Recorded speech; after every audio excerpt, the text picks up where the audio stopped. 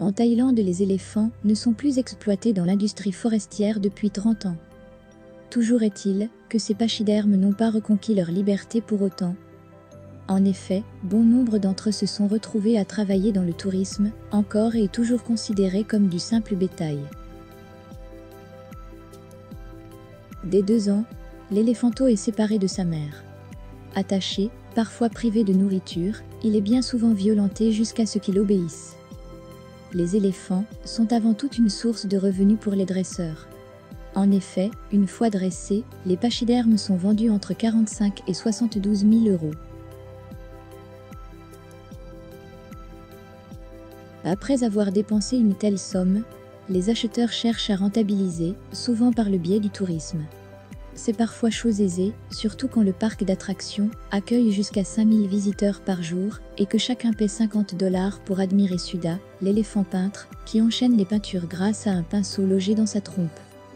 Tout en sachant que ces peintures sont ensuite vendues jusqu'à 150 $ l'unité.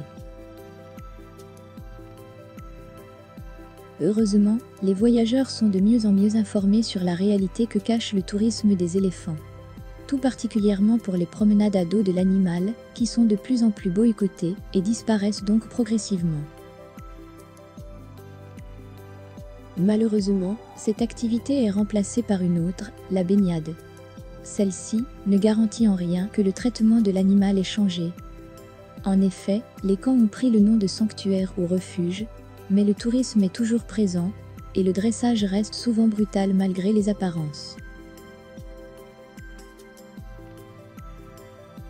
Selon la WAP, une association mondiale de protection des animaux, sur les 220 parcs à éléphants du pays, beaucoup déclarent apporter des conditions de vie respectueuses de l'animal, mais dans les faits, seule une dizaine le font réellement. Aujourd'hui, 4000 éléphants sont en captivité en Thaïlande, soit 30% de plus qu'il y a 30 ans. À noter qu'ils sont aussi légalement considérés comme du bétail une fois domestiqués.